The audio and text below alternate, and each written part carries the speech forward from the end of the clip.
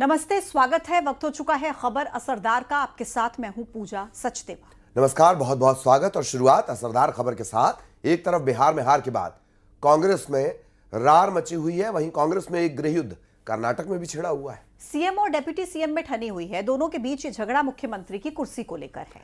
दोनों में झगड़ा इतना बढ़ चुका है कि अब दोनों का खुला टकराव सोशल मीडिया पर नजर आने लगा है। एक तरफ एनडीए है जो जीत के जोश से लबरेज है, जश्न है, जीत की जय जयकार है, तो वहीं इंडिया गठबंधन और खास तौर पर कांग्रेस के खेमे में हाहाकार मचा हुआ है। गुरुवार को बिहार कांग्रेस की हार के बाद समीक्षा बैठक हुई। खबर आई कि उस बैठक में जमकर हंगामा हुआ। टिकट का हेराफेरी किया गया, बड़े पैमाने में पैसे का हेराफेरी किया गया। समीक्षा बैठक में तो बताया जाता है कांग्रेस की जूते चप्पल भी चले, गाली गलौज भी हुई। आज भी कांग्रेस वर्सेस कांग्रेस चल रहा है। बवाल सिर्फ बिहार में हार पर नहीं, बल्कि बवाल कर्नाटक में भी मचा हुआ है। वहां सिद्धारमैया और डीके शिव कुमार के बीच एक्स पर कहासुनी चल रही है और ये खींचतान है सीएम पद को लेकर। डीके शिव कुमार ने एक्स पर पोस्ट किया, हमारे शब्द ही दुनिया की सबसे बड़ी शक्ति है।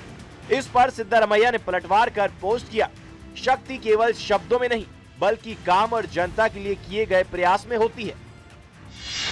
दरअसल कहा जाता है कि 2023 में जब कांग्रेस की सरकार बनी तब मुख्यमंत्री पद के लिए 2.5 साल की डील हुई थी।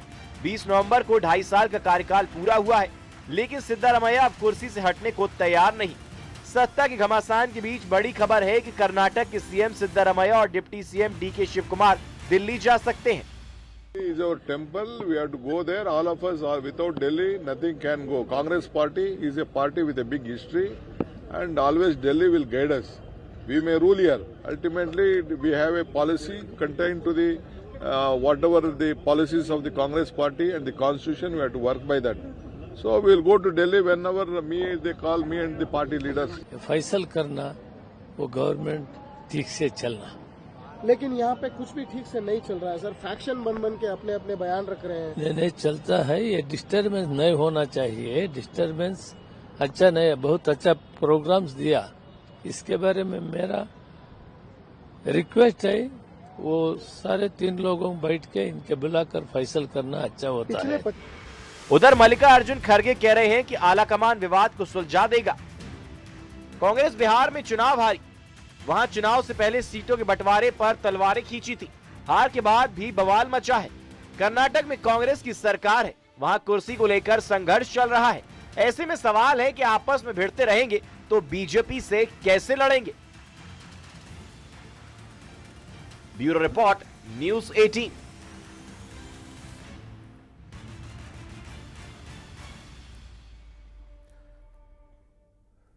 और अब बात उत्तर प्रदेश की, जहां योगी सरकार ने बड़ा फैसला लिया है।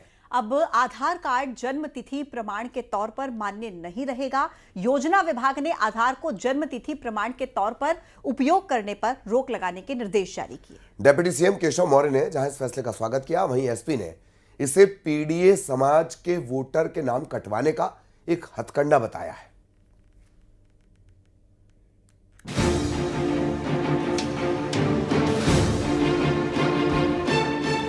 योगी सरकार ने आधार कार्ड से जुड़ा बड़ा फैसला लिया है। आधार कार्ड को अब जन्म तिथि के प्रामाणिक प्रमाण के रूप में स्वीकार नहीं किया जाएगा।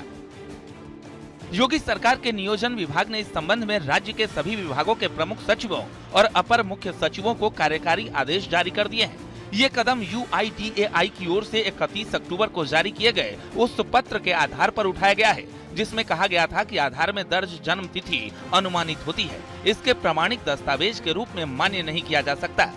डिप्टी सीएम केशव प्रसाद मौर्य का कहना है कि इस फैसले से धोखाधड़ी बंद हो जाएगी। आजम खान जैसे लोग अपने बच्चों को विधायक बनाने के लिए पैन कार्ड बदलकर उम्र घटा देते हैं। ये फैसला स्वागत योग्य है। देखिए, फ्रॉडगिरी बंद हो जाएगी ना। सबसे बड़ी बात यह है कि मोहम्मद आजम खान जैसे लोग अपने बेटे को विधायक बनाने के लिए जब पैन कार्ड बदलवा करके उम्र घटा देते हैं, तो इससे ये एक संदेश जा रहा है। अच्छा फैसला है और इसका सबको वेलकम करना चाहिए। आधार कार्ड को जन्म तिथि का प्रमाण न मानने के आदेश पर एसपी सांसद ने आरोप लगाया कि पीडीए समाज के वोटर के नाम कटवाने का सरकार का हथकंडा है। ये आदेश के पीछे केवल पात्र व्यक्तियों का जो पीडीए के हैं, जिनके पास अन्य कोई दस्तावेज नहीं है, उनको परेशान करने का और उनका मतदाता सूची से नाम कटवाने का एक सुनिश्चित विचार है, जिसके आधार पर इस तरह के हथकंडे अपनाने का काम किया। योजना विभाग ने निर्देश जारी कर साफ कर दिया है कि आधार में जन्म तिथि तो होती है, लेकिन इसका कोई जन्म प्रमाण पत्र लिंक नहीं होता, इसलिए इसे बर्थ सर्टिफिकेट नहीं माना जा सकता। Bureau report, news 18।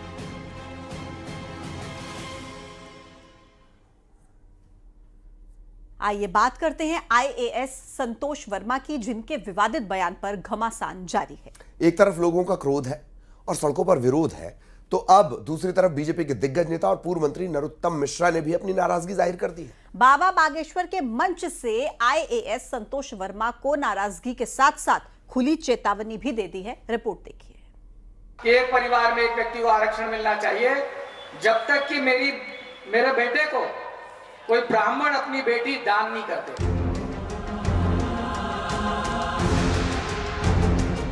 ओहदा बड़ा लेकिन जुबान गंदी और सोच घटिया। सरकारी नीतियों और कार्यक्रमों को लागू करना इनका काम है, सामाजिक और आर्थिक विकास को बढ़ावा देना इनका कर्तव्य है, लेकिन बेटियों को लेकर इनकी सोच इस कदर गिरी हुई निकलेगी, किसी ने सोचा भी नहीं था।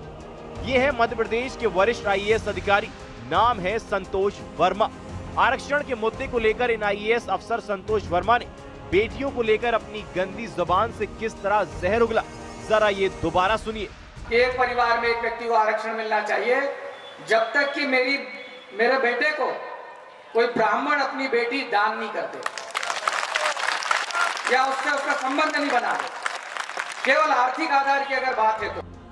आईएएस संतोष वर्मा के ब्राह्मणों की बेटियों वाले बयान पर एमपी में बवाल मचा हुआ है। प्रदेश के अलग अलग जिलों में आईएएस संतोष वर्मा का विरोध जारी है। भोपाल में ब्राह्मण समाज के लोगों ने मंत्रालय के बाहर प्रदर्शन किया और आईएएस पर केस दर्ज कर बर्खास्त किए जाने की मांग की। वहीं अनूपपुर में सैकड़ों युवाओं ने बाइक रैली निकालकर आईएएस संतोष वर्मा का पुतला दहन किया और पुलिस को ज्ञापन सौंपते हुए आईएएस पर कड़ी कार्रवाई की मांग की। भोपाल और अनूपपुर के अलावा ग्वालियर, खंडवा और सीहोर में भी आईएएस के खिलाफ हल्ला बोला गया। आईएएस संतोष वर्मा के विवादित बयान को लेकर गुस्सा बढ़ता जा रहा है। अब कार्रवाई की मांग सियासी गलियारों से भी उठने लगी है। शिवपुरी में बाबा बागेश्वर के मंच से पूर्व मंत्री और बीजेपी नेता नरोत्तम मिश्रा चेतावनी देते नजर आए।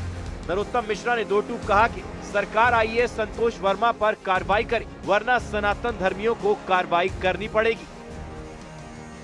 कहना चाहता हूँ ऐसी मातृशक्ति को महाराज, जब कोई उंगली उठाता है तो मन पीड़ा से भर जाता है। एक वो संतोष वर्मा नाम का अधिकारी महाराज आईएएस, उसने हमारी बेटी के लिए ऐसे शब्द कह दिए कि मन पीड़ा से भर गया। हमने तो सरकार से आह्वान भी किया महाराज कि इस पे कार्रवाई कर दो, वो कार्रवाई नहीं की तो हम सनातन वालों से कह देंगे कि आप बता दो क्या करना है, हम करेंगे। हम बिल्कुल उनके लिए कहने के लिए तत्पर हैं, किसी भी कीमत पे संतोष वर्मा जैसे ऐसे लोग जो समाज को तोड़ने का चिंतन रखते हैं, ऐसे लोग जो तोड़ने की बात करते हैं, उनकी हम निंदा करते हैं खुले मंच के साथ में। नरोत्तम मिश्रा ने आईएएस संतोष वर्मा को चेतावनी दी तो सियासत भी मुखर हो गई। कांग्रेस ने कार्रवाई में देरी पर सवाल उठाए तो बीजेपी कारण बताओ नोटिस का हवाला देते हुए उचित कार्रवाई का भरोसा दे रही है। नरोत्तम मिश्रा जी किससे रिक्वेस्ट कर रहे हैं या किसको चेतावनी दे रहे हैं? सरकार उनकी, गृह मंत्री उनका, वो स्वयं गृह मंत्री रहे हैं, 20 साल से उनकी सरकार है और ये जो है समाजों को लड़वाने का काम उन्हीं की पार्टी के बहुत सारे लोग कर रहे हैं। तो जो किस पे कार्रवाई चाहते हैं और किससे करवाना चाहते हैं?